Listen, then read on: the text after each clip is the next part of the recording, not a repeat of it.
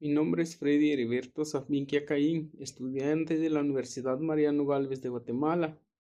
Curso el octavo semestre del curso de Derecho Mercantil 3. En esta oportunidad hablaremos sobre el tema de contrato de transporte, regulado en el artículo 794 del Código de Comercio guatemalteco.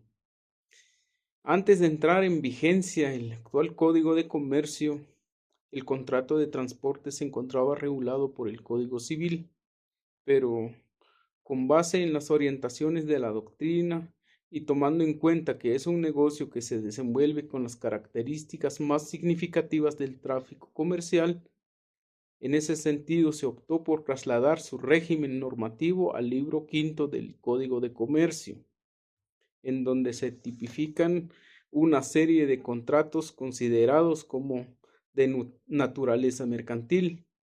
Es importante apuntar que en el Código Civil el contrato de transporte contaba con menos artículos, basaba el Código de Comercio. Por otro lado, en este capítulo que lo describe consta de 3 secciones. La primera se refiere a las disposiciones generales del contrato de transporte. La segunda desarrolla el transporte de personas y la tercera se trata del transporte de cosas. Respecto a su definición, es un contrato típico mercantil por el cual una persona denominada porteador se obliga por un precio a conducir personas o cosas de un lugar a otro. Esta definición es aplicable al contrato de transporte terrestre, aéreo o al que tenga el agua como vía de comunicación, ya que el régimen jurídico del negocio es genérico, según el artículo 795 del Código de Comercio. Su clasificación: el contrato de transporte se clasifica atendiendo diversos aspectos. Si se toma en cuenta el espacio en que se va a llevar a cabo la actividad de transportación, se hablaría de contrato de transporte terrestre, aéreo, marítimo y fluvial, pero este punto de vista clasifica la actividad y no al contrato en sí. Si el porteador actúa solo o utiliza los servicios de terceros para el cumplimiento de su obligación, se clasifica el contrato en unitario y acumulativo. A nuestro juicio, en Guatemala solo es factible hablar de dos clases de transporte. Primero, el contrato de transporte de personas y el segundo sería el contrato de transporte de cosas. El porteador puede en ambos casos ser una o varias personas y el servicio puede prestarse por aire, tierra o agua. Respecto a sus características, es típico porque lo regula y desarrolla la ley. Es principal porque subsiste por sí solo y no necesita de otro elemento. Bilateral, porque ambas partes se obligan recíprocamente. Oneroso, porque existen provechos y gravámenes recíprocos. Conmutativo, porque las prestaciones son ciertas y determinadas desde que se realice el contrato. Y es de tracto sucesivo, según su especie. Respecto a sus elementos, encontramos los elementos personales, los elementos reales y los elementos formales. Si tratamos los elementos personales, sería en el transporte de cosas que son el cargador, el remitente o consignante, que es la persona que encarga al porteador la conducción de mercaderías. El porteador, fletante o transportista es la persona encargada de conducción del objeto a transportar. Y el consignatario o destinatario es la persona a quien se le entregará la cosa transportada en el destino final de la conducción. Miremos los elementos reales. Los elementos reales del contrato de transporte se constituyen por las mercaderías o cosas que se transportan y el flete, término con el que se conoce el precio de la transportación. Los elementos formales. Aun cuando el contrato mercantil se puede aprobar en forma muy flexible, el transporte se encuentra sujeto a la formalidad del boleto o billete que el porteador está obligado a entregar al pasajero como prueba del contrato celebrado. Y el plazo, en 6 meses contados a partir del término del viaje o de la fecha en que el pasajero o las cosas debieron llegar a su destino, según el artículo 799 del Código de Comercio. En esta oportunidad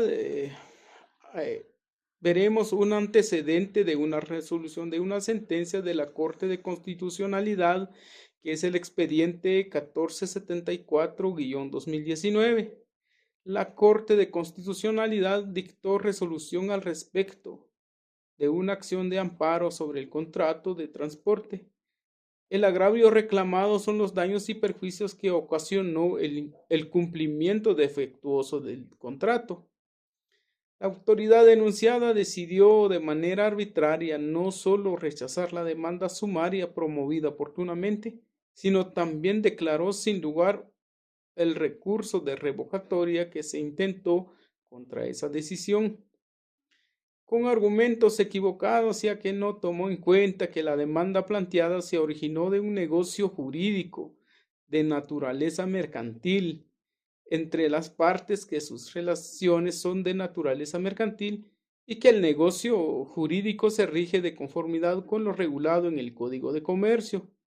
Por ende, la vía sumaria es la idónea y legalmente prevista para solicitar la condena de los daños y perjuicios causados por el demandado por el cumplimiento defectuoso del contrato de transporte de mercadería en este caso, conforme lo regulado en los artículos 1, 5 y 1039, párrafo primero del Código de Comercio.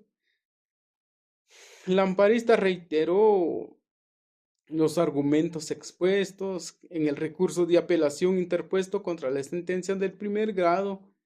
El Ministerio Público también expresó que no compartía el criterio sustentado en la sentencia impugnada, porque lo resuelto por la autoridad cuestionada no se encuentra ajustado a derecho, ya que sus argumentos no son congruentes con lo señalado en el artículo 1039 del Código de Comercio, que es el que debe regir en este caso.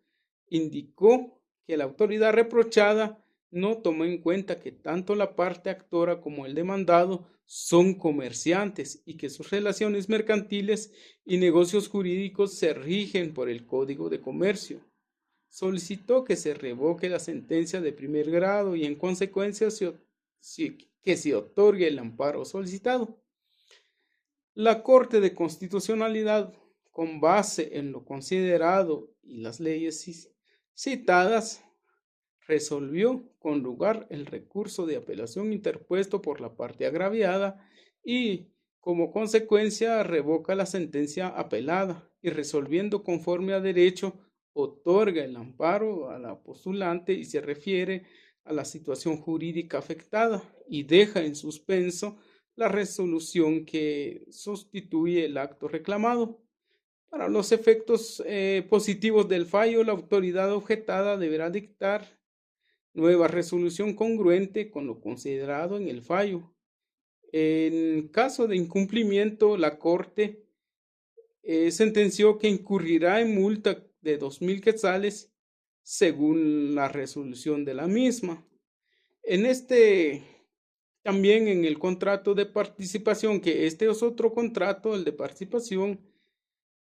El contrato de participación, conocido también como cuentas en participación, asociación en participación o negocios en participación, es una figura mercantil que puede prestar singulares funciones dentro del tráfico mercantil. Por ejemplo, si dos personas desean asociarse para llevar a cabo explotaciones comerciales, pero que no desean formar una sociedad, el contrato adecuado sería el de participación.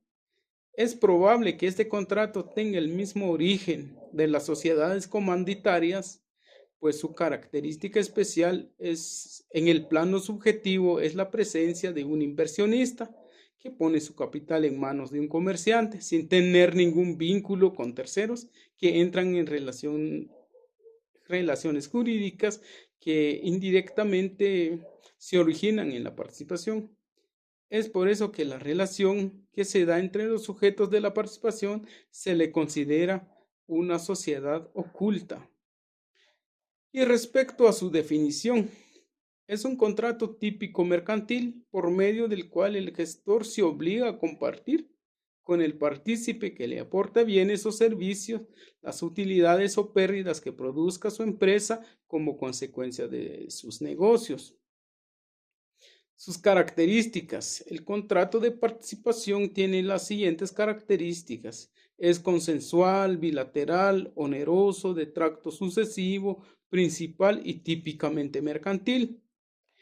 Respecto a sus elementos, también tiene elementos personales, reales y formales. 1. Los elementos personales. El gestor es el comerciante que, recibiendo bienes de otro, hace participar a éste de las utilidades o pérdidas que se obtengan en su explotación comercial, según los términos del contrato. Y viene otro elemento que es el partícipe. Es la persona que entrega sus bienes al gestor con el propósito de utilizarlos en su actividad empresarial y con el fin de obtener una utilidad, aunque puede ocasionarse pérdidas en este caso. Respecto a los elementos reales, en primer lugar, encontramos los bienes que puede aportar el partícipe hacia el gestor. Segundo, los servicios que puede aportar el partícipe. Y tercero, serían las ganancias o utilidades que se generen y se compartan. Respecto a sus elementos formales, el Código de Comercio no exige ninguna formalidad para perfeccionar el contrato, es decir, que existe libertad de forma. Esto es una breve explicación y puntos de vista sobre el contrato de transporte y también el contrato de participación. Muchas gracias.